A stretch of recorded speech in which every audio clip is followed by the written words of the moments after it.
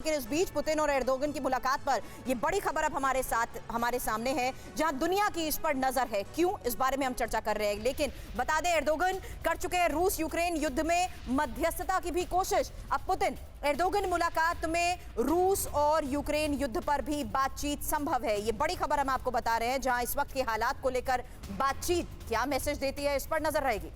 बिल्कुल, और रूस यूक्रेन की तरह एक और भीषण युद्ध की तैयारी की जा रही है। वो कैसे, ये समझिए। सीरिया पर तुर्की करना चाहता है यूक्रेन जैसा हमला। सीरिया पर अटैक के लिए पुतिन से हरी झंडी चाहता है तुर्की। सीरिया में मौजूद कुर्दिश लड़ाकों को कुचलना चाहते हैं दरअसल एर्दोगन। सैन्य कार्रवाई के लिए ईरान को भी भरोसे में लेंगे एर्दोगन।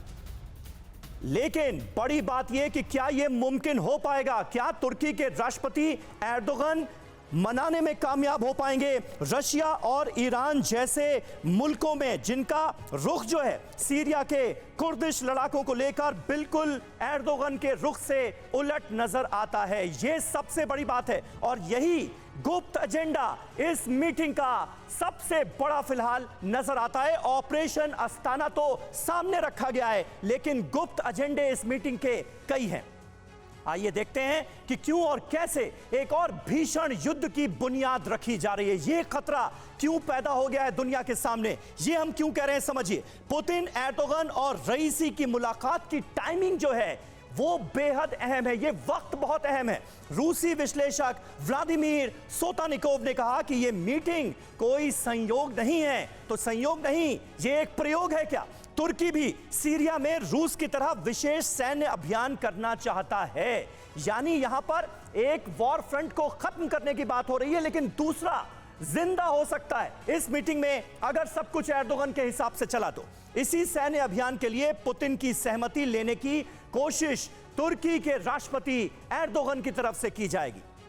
सीरियाई राष्ट्रपति के वफादार कुर्द लड़ाकों और आईएसआईएस के खिलाफ 2016 से हमले कर रहा है तुर्की, और अब अपनी इस जंग को नए मकाम पर ले जाने की कोशिश करते हुए एर्दोगन नजर आ रहे हैं। लेकिन अब रूस की ही तरह वो सीरिया के अंदर एक विशेष सैन्य अभियान चलाना चाहते हैं और कुर्द फोर्सेस के खिलाफ लगातार जिस तरह से आवाज बुलंद की है तुर्की ने, अब उसको नए मकाम पर ले जाने की कोशिश है। तुर्की के हमले के दायरे में आने वाले 2 क्षेत्र इस वक्त रूस के नियंत्रण में है और यही वजह है कि पुतिन की इस मीटिंग में राय क्या बनती है, यह एर्दोगन के लिए भी तुर्की के लिए भी बहुत अहम है।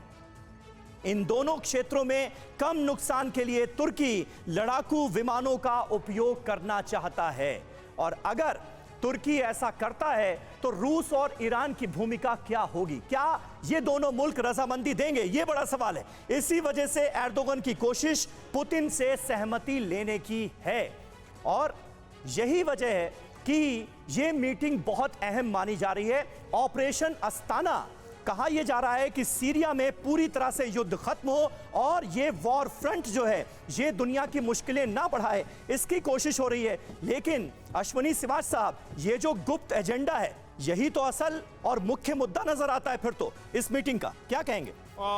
देखो समीर, मैं नहीं समझता कि यही एक मेन मुद्दा है। ये भी बड़ा मुद्दा है कि जो रूस है, पुतिन प्रेसिडेंट हैं उनके, वो चाहते हैं कि कहीं ना कहीं हथियार भी लिए ईरान से, और हथियारों की बहुत ज़रूरत पड़ी है, स्पेशली ड्रोन्स। हाँ। क्योंकि हो क्या रहा है कि जो लड़ाई चल रही है रशिया यूक्रेन के बीच में, तो जो सबसे ज़्यादा गेम चेंजर हुआ है वो आपके ड्रोन ने किया है।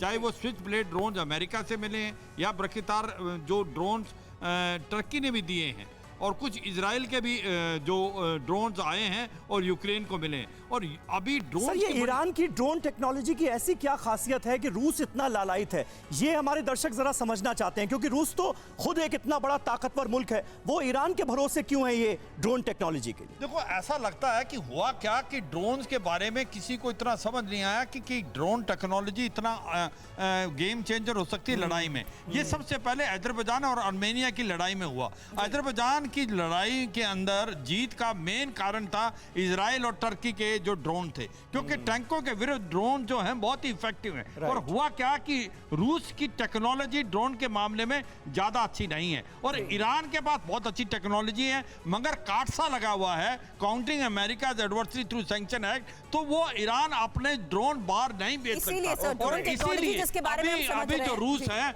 वो ले रहा है ईरान से ड्रोन, वो बहुत जरूरी इस चीज समिट के अगर मायने उसने भी इसलिए ईस्ट है, यूक्रेन के अंदर जो जी। डोनबास का इलाका है ठीक है। उसके अंदर उसने बनाना है ईस्टर्न क्रेसेंट, जिसके अंदर आपको लुहांसक और डोनेट्स्क इसीलिए हम ये का एरिया चर्चा कर रहे हैं सर वहाँ कि आखिर लड़ाई ये हो रही समिट इतना वहाँ इंपॉर्टेंट ड्रोन क्यों है। की हालांकि बहुत इसके जरूरी है। इतिहास को लेकर इसकी वजह क्या है ये भी हमने आपको बताई, क्योंकि 11 साल पुराना युद्ध है जिसे रोकने के लिए भी इस समिट के बहुत मायने हैं और ये बातचीत पर हमारी नजर है। लेकिन इस बीच समझते हैं कि कुर्द लड़ाके क्यों एर्दोगन के लिए टेंशन बने हुए हैं। एक डिटेल इनपुट आपके सामने, जहां एर्दोगन के लिए टेंशन कुर्द लड़ाके आखिर क्यों है, क्योंकि कुर्दिश लड़ाकों को तुर्की आतंकी संगठन मानता आया है और ये संगठन लंबे समय से टर्की में अलग देश कुर्दिस्तान की मांग भी करता है। आपको ये भी बता दें कि इसीलिए कुर्द लड़ाके अक्सर तुर्की की सेना पर हमले करते रहे और इन हमलों में बीते कुछ सालों में दोनों ओर से हजारों जानें भी गई हैं। अब एर्दोगन की कोशिश इस संकट को हमेशा के लिए खत्म करने की है। लेकिन सिंह साहब, सवाल यही है, क्या यहाँ पर एर्दोगन सैन्य अभ्यास के नाम पर चेतावनी देते हुए सिर्फ अवगत कराना चाहते हैं रशिया को, या उनसे परमिशन या सहमति चाहते हैं कि मेरा एक्शन वैसा ही होगा जैसे रूस ने यूक्रेन के खिलाफ किया है? देखिए, इस समय रशिया और तुर्की दोनों एक ही सिचुएशन में है। हाँ। जो हालत कुर्दी लड़ाकों के लिए यार, पानी तुमने नहीं तुर्की रखा। के लिए है, वही हालत यूक्रेन के कारण रशिया की है। Exactly. तो ये दोनों देश इस समय अपने अपने अपोज जो करना चाहते हैं, अपने उसको इलाके को रखना चाहते हैं। स्ट्रेटेजिक मूव है ये। तो दोनों ही देशों के हेड जो है आपस में डिस्कस तो भी इस बारे में अम्बेसडर गोयल भी कुछ बोलना चाहते हैं। अम्बेसडर गोयल, एक मेन चीज आपको बताना चाहता पूरी कर हूं, लीजिए। जो बड़ी इंपॉर्टेंट है।